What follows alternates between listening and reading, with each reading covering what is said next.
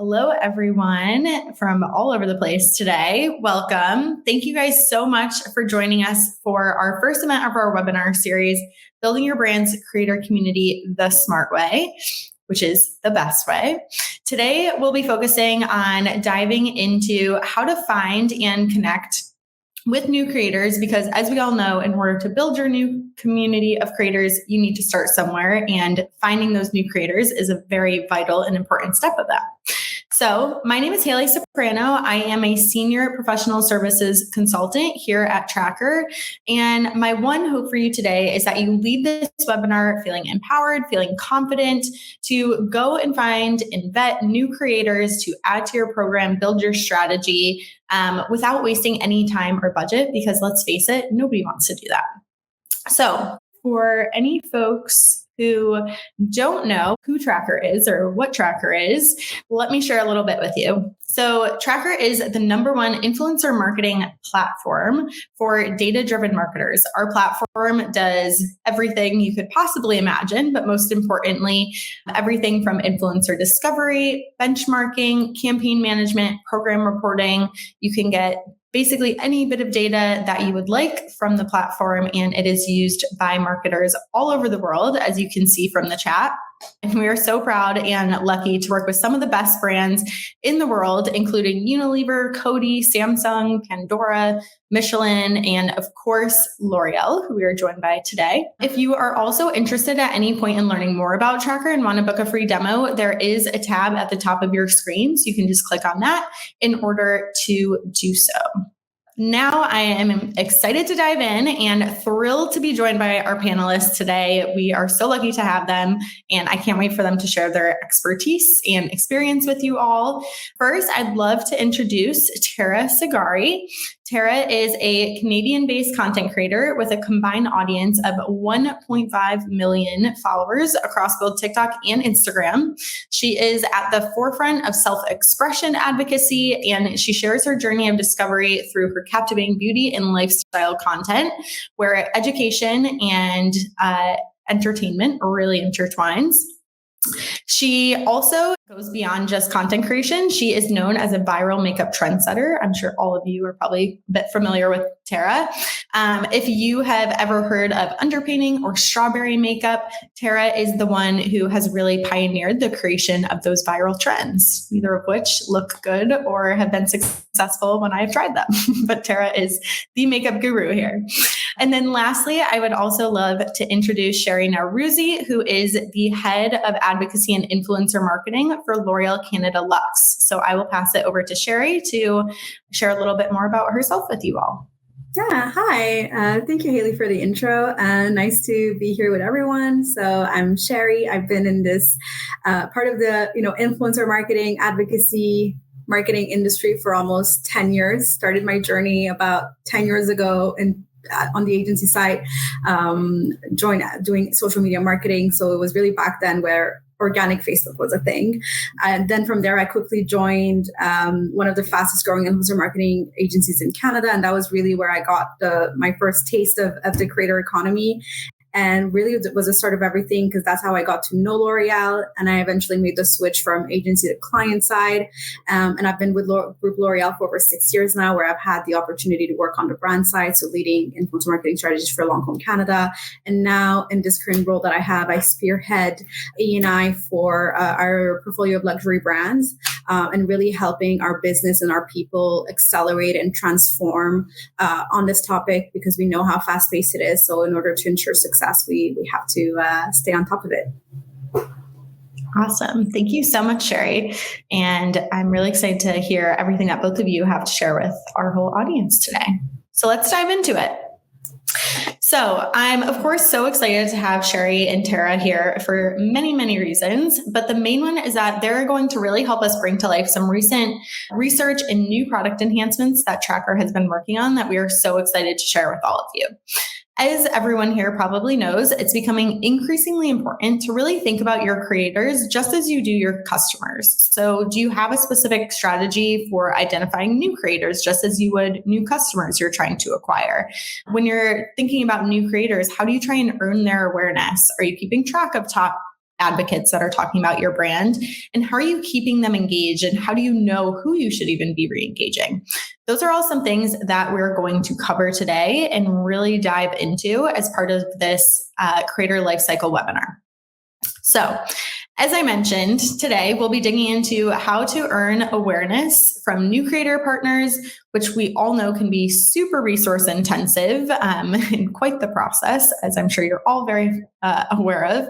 And so I'm really excited to, again, dive in and hear Shari and Tara's perspectives, both from the brand and the creator side of things, to help you effectively identify and gain interest from new creators. So let's kick it off with our first question here.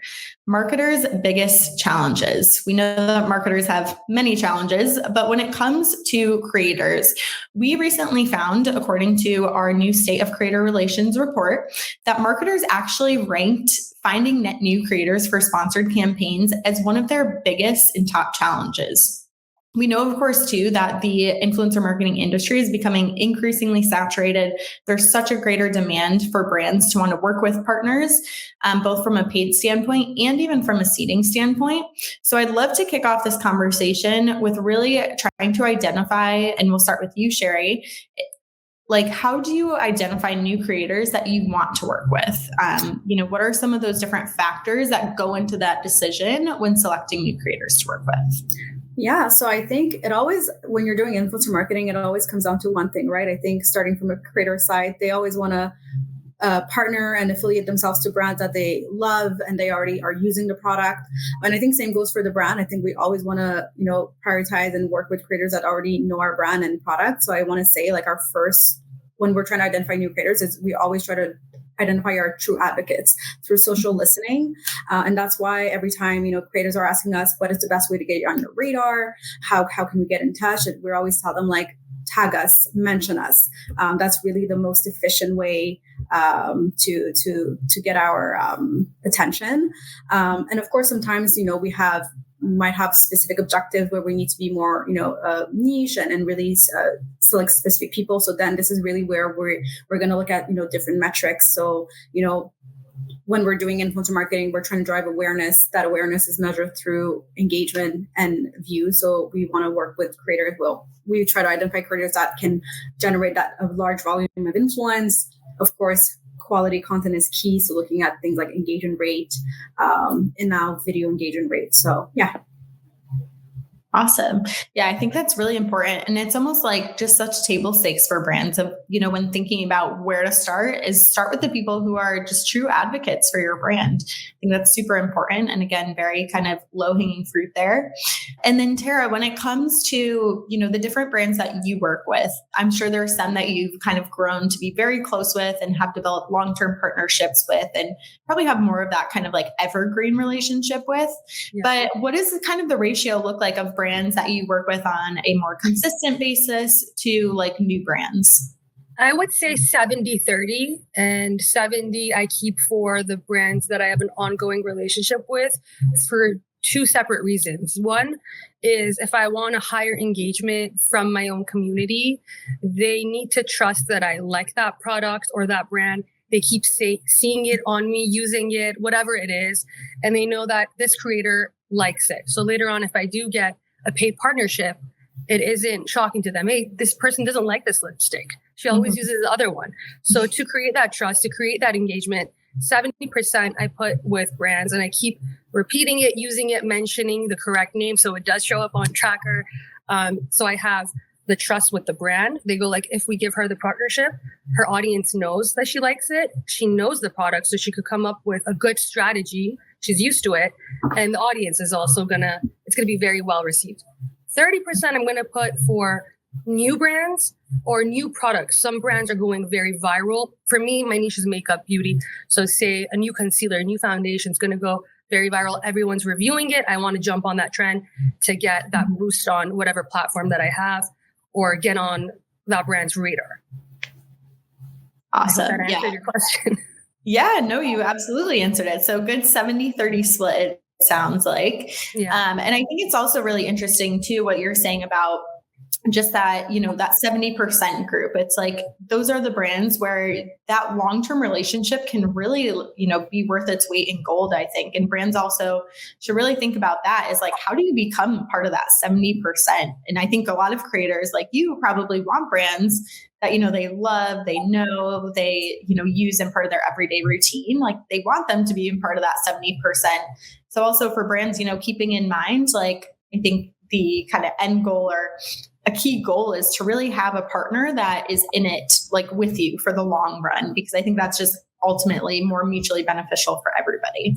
But I'm curious too, for that 30%, what are some of the different things that you consider when taking on new brands, new partners? Are there any kind of like, checklist items a brand must have for you? What does that look like? What are you looking for in new partners? So there could be a new brand in the market that's like up and coming. I'm hearing good things. I want to try it. I like it. It's something that is related to my personal life, even if it's not beauty. It's something that I'm using. I want to start incorporating it into my content. That could be one. Another one that I said previously was viralness. A lot of things are going viral. As a creator, you always want to jump on in the right moment to also get a little bit of view or a following from that. That's the second thing. Third thing could be just, it's something that maybe it is a core product. It's an evergreen product. It's the best selling. I haven't used it. So it's going to be now my 30%. Just previously, I haven't tried it. Everyone's raving about it for years. And then I'll try it and I love it. And I want to start incorporating it to get into the brand's radar, or even not. I just want to start including it. Mm-hmm. That's great. I think those are all good answers there in terms of, how brands can make sure they stand out, how they can maybe look for potential opportunities, with different creators. Is there a certain like a product they're mentioning that, maybe you're mentioning a lot of lipsticks, but you haven't mentioned brand X's before. It's like, that's an opportunity for them to say like, hey, we see she does a great job, really can bring lipstick content to life in a really unique and engaging way. Like, let's have her try our lipstick. So I think just making sure brands look for those opportunities, and again, to really get to know the creator, what their kind of niche is, what gets them excited. I think that's a really good opportunity. So we've talked about how to identify new creators, but once you've identified some new creators that you might want to reach out to, I think a lot of marketers' challenge then becomes, well, what is this next step to get them interested in my brand? And from our new creator relationships report, we found that product seeding actually was one of the top strategies for acquiring new sponsored creator partners. So first, before even, kind of reaching out in a paid capacity, sending them product, getting the product in the creator's hands is one of those top strategies.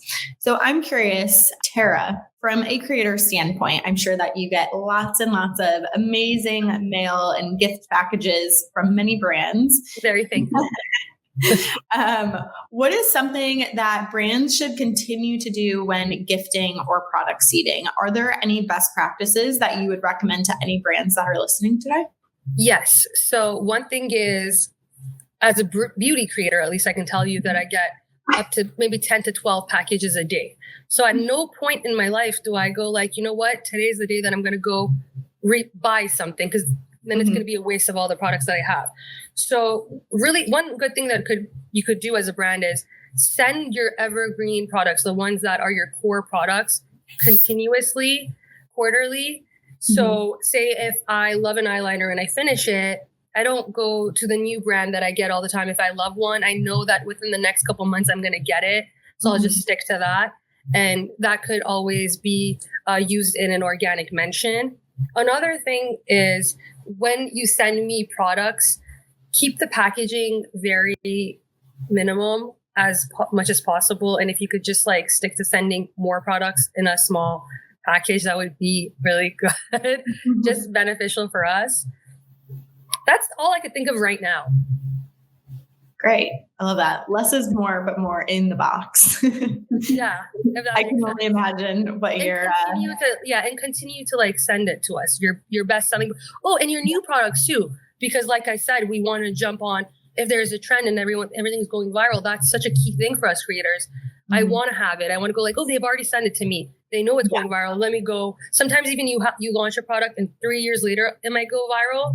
So take that moment to start sending it out again to people so they could jump on the trend. Yeah, I think that's super smart. And even what you said too about, those like evergreen products, just making sure you have a certain cadence to send them to your creators. Yeah. I think it's always like, that's again, something that I think is so overlooked is, make sure your creators, if they're talking about your, XYZ mascara, we'll talk about YSL, let's say Lash Clash, for example, Shari.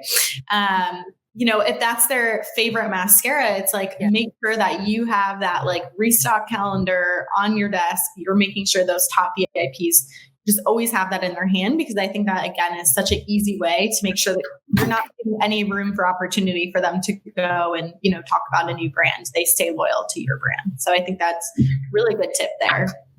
Awesome. And then as far as to brands reaching out and just approaching you for partnerships, is there any way for brands to just effectively get on your radar, or what is the preferred way that you like brands to approach you? Definitely. I love it over email.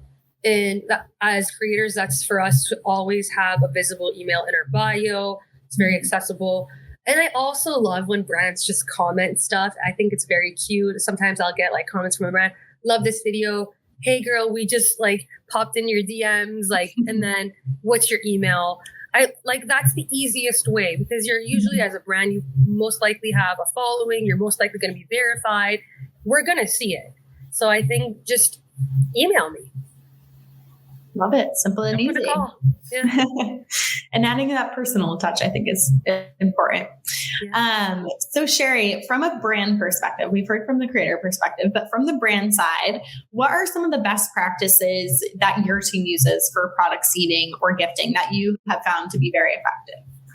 Yeah, so actually for us, seeding is actually the most cost efficient type of activation when we compare it to paid campaigns and even eventing. So it's a big part of our strategy. And I want to say there's really 3 things that help shape our strategy. So number 1 is we seed at scale as much as possible, because especially again in beauty, and when you are a brand and you're looking to create that big impact momentum to have everybody talk about you at the same time, then you can't just seed it to 50 people, 100 people. And you need to go beyond that.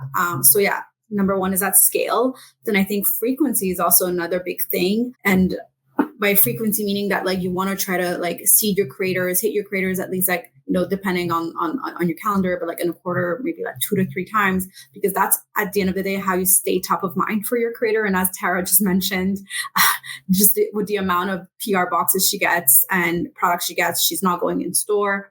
And so, yeah, so getting those packages is the way we let our creators get informed.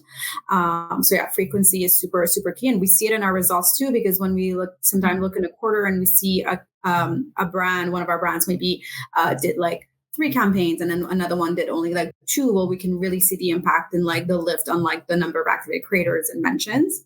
And then the third thing is like, we of course try to be very mindful in this practice, because as much as like it's cost effective and we love that as marketers, seeding can very quickly become wasteful. So that's why whenever we are, putting together seeding campaigns, we always think about number 1, how can we be as sustainable as possible? So minimum packaging, we even go and think about, okay, because there's so many moving parts from like getting your product from your warehouse to then producing your box, then having another supplier ship that out. Like how can we centralize that to reduce like transportation between that? So yeah, really try to be sustainable on our end, but also from a creator's, we also try to be mindful for the creator as well. So we always ask our creators to opt into our campaigns, making sure that they want to receive the product that they need. Because I think there's nothing worse than sending out a product that will never, that the creator will never like open or talk about, just becomes wasteful. So yeah, I want to say those are the three main things. That's super helpful. And yeah, I think obviously Tara appreciates less waste. So that's good to know that is definitely hitting home with creators. And I think that's something we hear, from creators all the time. And I know to, even just from a sustainability standpoint and just making sure you're hitting those most qualified creators that will talk about you. Tracker also is a great resource and tool to be able to just very easily see and identify those people that are talking about you, have good engagement. So I think that also plays a really important role in, you've identified the people, make sure, there's a good chance they're going to want to talk about you. Look at the data right in front of you. So all very important things. So for both of you, I'm curious, we talked about, obviously L'Oreal is beauty, and Tara, you work in beauty. You cover a lot of beauty content, but do you guys have any advice for brands that are maybe looking to partner with creators outside of their industry? I know, Shari, maybe even you have something. There's only so many beauty creators in the world. And I think, other voices, other creators that might not even be in the beauty vertical do have some really interesting perspectives and value to add to the conversation. So just curious from both of you what that advice is if, brands are looking to partner with those creators outside of their specific industry. Yeah, I can go first. So of course, this is actually something that we practice a lot at L'Oreal Luxe. We call them going, beyond beauty or out of beauty creators. And I think for us, I always tell our teams, do your homework first. When you're trying to approach a creator that's outside of your niche, so you have to be very tailored to them. And then from there, you want to make sure that you're letting your creator take the lead in building a really one-off partnership. Because at the end of the day, they have an expertise that you don't. So you really need to let them take the wheel and from a creative freedom, and also just and I even think you have to make extra effort to keep that relationship, just because again, you have your point of commonalities might be less than your usual beauty influencer.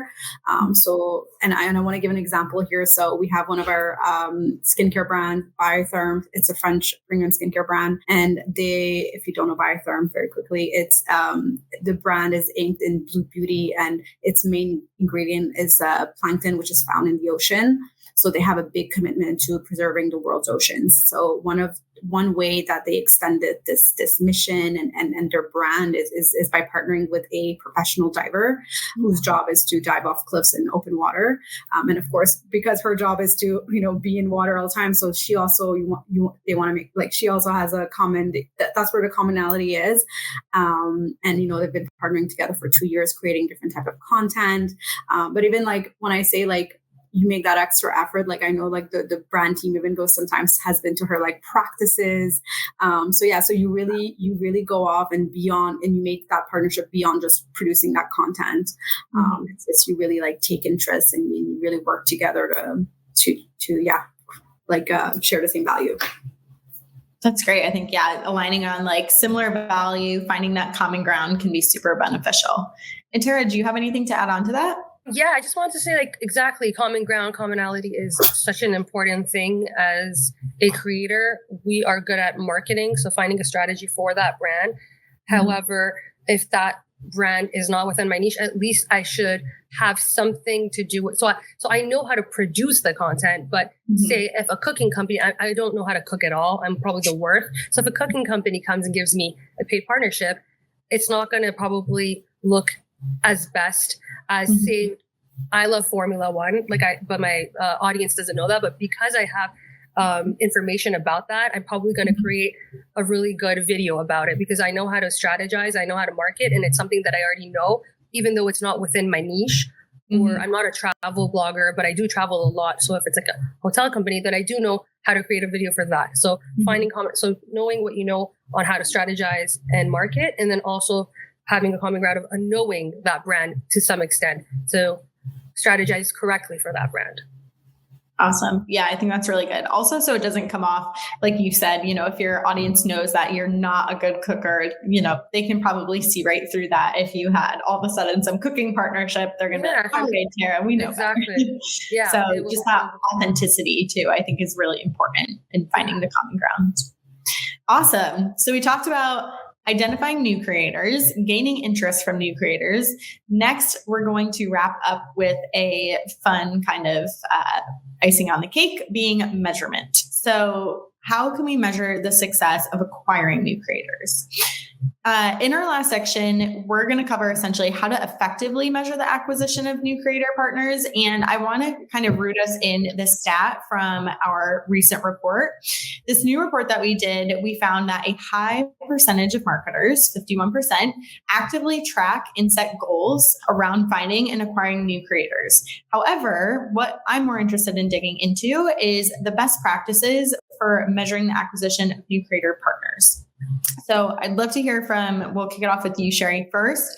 How does your team set goals around the track and the amount of new creator partners? So on our side, what we do is so every single creator that we activate, we have what we call our master lists and groups on Tracker, and we really do a follow-up with that. We every quarter over quarter, we're going to look at this entire database, and we're going to see, based on the number of campaigns we put all these creators in, how many return from mentions, how much influence they drove, and then we'll make decisions based on that. So if we see a creator is quarter over quarter engaging with every single campaign, we see content, then that for us is keep, and then we even move forward into the next stage of considering for paid partnership and so on.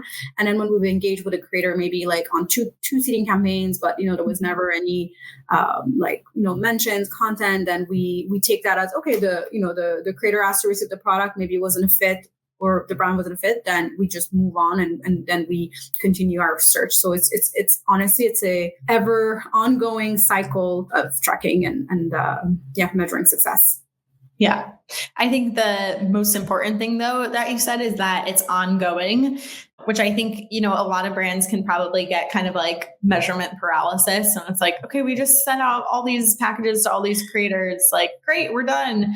But I think that exactly what you said, making sure you just have this constant ongoing measurement process, whatever that might look like to each brand, but having some type of goals, having some type of progress to track against, I think is super important. And that can, really help you optimize, even if it's small optimizations, but really help you optimize and ultimately, save your time, your resources, and just really better understand those creators that, are your true brand advocates versus someone who, might not be responding when you're sending them packages and whatnot there. So I think that's some really great tips. All right. We covered all the bases of vetting, gaining interest, and measurement. So I think that leaves us with actually a good bit of time now for some questions. All right. So first one, Shari, how do you keep innovating on brand experiences to showcase your traditional products? So here we're talking more about on the eventing side, I'm assuming. So I think for us, it's always about doing fewer but bigger. And when we're doing, again, event, we do it at scale. And we really try to, again, being also from on the luxury POV, it's you have to do things that are disruptive. So we're always trying to be disruptive, also create experiences that, is going to please, is going to be relevant and please our creators. So it's going to be a content opportunity for them, but we also integrate our consumers in there. So every time we do events, there's always 3 prongs to it. It's, how do we reach our creators? How do we reach even our beauty advisors and even our consumers? So we really try to, at scale, be disruptive. So vary with a lot of creative ideas, and we make sure that we put on even for a lot of photo ops for creators and so on. Awesome. I think that's a great answer. Another thing that I've seen some brands do too, and I think, L'Oreal even does this and does a great job at this, is, even if you do have a evergreen product or hero product, I think thinking about new ways, whether it is through eventing or new ways, different seasonal moments where maybe, you can just remind people of here's a way to use the product during the summertime, or maybe there's new tips that you're discovering, especially with so much viral content. I think creators, are constantly finding new ways to use products that can keep it really interesting. So exactly. And tapping into trends, right? I'll give you an example on the beauty side, lip oils have been, great. It's been the moment, if I can say that. Yes. And we've had, YSL that just recently launched their Love Shine lipstick. And it's really trying to find points of communication. It's that one is a lipstick, oil, but it's lipstick format. So it's taking on an existing trend and integrating your product in it. So I think that's also another way to like, there we go. She has it. Of course, Tara's like, I am stocked up, ready to go. Yeah. Jumping on trends and integrating them into your communication is super, super key as well, especially to reinvent existing products. Awesome. I think that's great. All right, let's check out our next question. Tara, this one is for you. So what makes you want to partner with a brand again? Is there anything that also deters you from working with a brand again? Yeah, I love, Shari knows this, I love working with L'Oreal Luxe for years and years and years. And I understand that doesn't happen obviously overnight with a one-off campaign, but a way that I do work with L'Oreal Luxe is I have a lot of flexibility on how to come up with my video strategy, on how I want to market that product, or just I have a lot of flexibility even on my timing of my video and everything. Mm-hmm. We have open communications. I obviously say this stats works for me. They also show what stats has been working for there. So communicating, telling them what works best for them, what works, and then we coming up together and creating something that's very authentic to me. Because also if a video doesn't perform well, not only will I most likely not get a partnership from them, they don't want to invest in me again, but it's also, it won't look good on my page as well. So it's double damaging. So it's very important for me and the brand to have a conversation, understand that we're an extension to their team, strategize together, come up with a concept together, and the brand really, I don't think they should initially, obviously, off the bat, always trust the content creator because you don't know what your ROI is. But if it continuously works, then to give them more flexibility. And L'Oreal Luxe, Shari specifically does such a good job with creators doing that. And yeah, something that I don't like doing with brands is and I've had it a couple of times where a brand will be, no, in the first second you show it and then you say the name and make sure it's not mirrored and keep it 0.5 seconds, and it's not going to perform well because that's not how I grew my following. So that's not how people consume my videos. And I don't want to work with that brand anymore because it's damaging also to my average views that I have to negotiate later on with different brands. And it's just not, and I don't bring the views. I feel like I didn't succeed. So yeah, that's one thing. Having conversation, understanding that we're both on the same team. And yeah. Yeah, I think that's super important. I think that's like just one of the most valuable things too for brands is to really remember, like, you're not paying for a billboard space. You're paying a creator because they have the strategy, they have the platform, the community. And, that's so important. Just those conversations. And again, like you said, making sure that they're looking at you as an extension of their team. And the fact that you want to be looked at and seen that way, I think is just super valuable for brands as well. All right. Next question. Shari, do you have any specific advice about how and when to move an influencer from an organic partner to a more paid capacity? And what are the things I should be looking for to determine whether they would make a good partner? Yeah, great question. So I think in terms of when, I think that really depends on your marketing calendar. So if you have an activation coming, so that would be the when. But I think a few tips that I could give you on how to, decide if that influencer is worth or creator is worth, moving into paid is really looking at their key metrics or performance metrics. So again, how much views and engagement that they're, on average they drive per post. Again, quality content, engagement rate. And again, if you're creating video content, video engagement rate. So I want to say these two metrics, these 3 key metrics are really the ones to vet. Of course, after that, you can look at location of audience, but because we're putting, like most of the paid strategies have boosts behind them and media, like you can easily reach your location easily. So yeah, I'll say those for now. Great answer. All right, next one from Katie Hickman. Around the conversation of sustainability and gifting, do you guys have any thoughts on coupon or voucher sending? Would like to hear both from influencer and brand. So any thoughts on coupon, voucher, promo code, it sounds like? So meaning, I just want to understand correctly. So meaning we send a promo code to our creator and then they order the product off their e-com, like our websites or one of our retailers? Let's see if she follows up. Let's start with that approach first. We can see if Kate ask again. So I think, again, being from a luxury, again, in business, it's probably a no-no just because, we're luxury brands and this is, we, at the end of the day, where our products are, it's not how we showcase products in from a luxury POV. So I want to say no, but also going back to seeding is the best way to catch your creator's attention is because of that. I would say like, I wouldn't recommend it because it's an extra step for your creator to go get your product again. And for them, because they're receiving so many packages in a day, like, I don't think, and again, Tara, you can maybe like add on here, but I don't think Tara's going to want to like, I'm going to send her a promo code and she's going to be like, let me just go order it. It's going to, like the girl's busy, So yeah, I would say like the coupon voucher, a no. But again, that's why we try to, again, when we're creating our boxes and putting the campaign together, we operate in a very sustainable mindset. Great. Tara, anything to add? No, I agree with everything Shari said. Yes. I think if you're talking to a micro influencer, maybe that's a possibility. But if you're talking to a macro influencer, I just don't see it happening because we're very time starved. And I think you usually have a team and then asking the team to go in and get a voucher and do that. And you're paying someone else. It's like a lot on your plate. So it's just best for it to arrive to your home. And then you're just like, oh, it speaks to me. Let me use it rather than adding an extra step.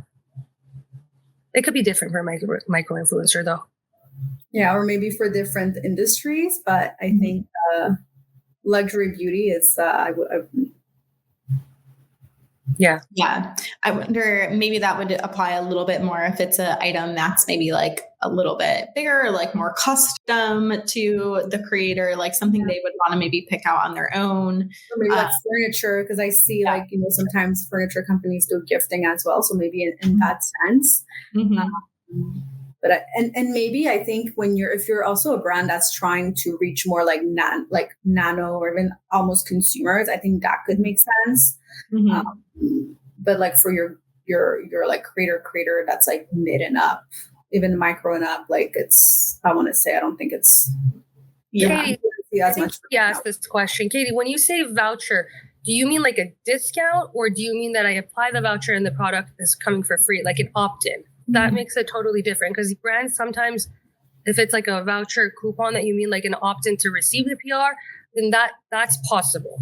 I don't see her follow-up in the chat or the QA yet, but Katie, feel free to drop some more context there in the chat. I think we have time for one more question here. All right, Tara, any turn-offs when it comes to a brand's outreach message?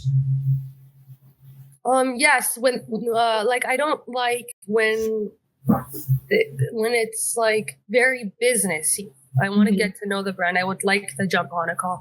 I want to know how big your team is. I want to know what your goal is for the remainder of the year, or why you're running a campaign on something, or why you're not running a campaign. I just want to know everything before just going like, hey, can I get your address? You send it and then you don't reply. Yeah.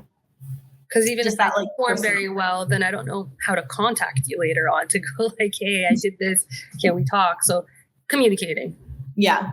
And just to follow up on that, would you say like, do you prefer to just get on a call, like kind of right off the bat to get to know the brand partner better? Or are you good with just like email communication back and forth? Brands are very busy. So they also have so much going on that I know that they can't give their time always to me and 1,000 other creators. But I think after once or twice of maybe mentioning them and the results are good, I would like to, establish something to meet in person, jump on Zoom, just hop on a call, just so I know that if I were to come up with a video and it has 100 million views later on, I could potentially go back and see that there could be something there. Great. Yeah, I think that's important. And that's very kind that you think about the brands in their schedule as well. I think they're thinking the same thing, like this creator must be so busy. But anyways, those are all amazing questions. Thank you everybody for dropping your questions in the Q&A. There's always so many good conversation starters in these webinars. So I would love to just give a big thank you to our lovely panelists, Shari and Tara. Thank you guys so much for being a part of today's conversation. You had so much value and so many just unique perspectives that I think everyone definitely has something to walk away with from today's webinar. If you guys want to follow both Shari and Tara on social, LinkedIn, you can take a look at their handles on the slide here. Also, don't feel like you have to screenshot or anything. As a reminder, we will be sending this deck and the recording as a follow-up. So be on the lookout for that in your inbox. And I also just want to thank everyone for joining today. I know, as Tara mentioned, everyone is very, very busy, but we are so excited for everyone to join us. And we really look forward to all the remaining events of our webinar series coming up. As a reminder, our next one is Thursday, August 8th. It is how to engage and retain your top creators. We'll be featuring LVMH as a guest during that one. We also have how to strengthen your creator community with Sally Beauty and Sony. And then ending the month with maximizing ROI through efficient creator retention and acquisition. And we will have some of our tracker team speaking about that one. So thank you all so much. We are really excited again to have some new guests joining us for the upcoming events to talk about the webinar series. And if you guys are interested in learning more about how Tracker can help scale your creator community, definitely don't forget to sign up for the free demo. Again, you can use the button at the top of your screen that says schedule a demo, or feel free to reach out to the emails that are within this deck. But thanks everyone for joining us today. I hope everyone has a great rest of your day. And thank you again, Shari and Tara. Thank you. Bye, Bye everyone. Bye. Bye.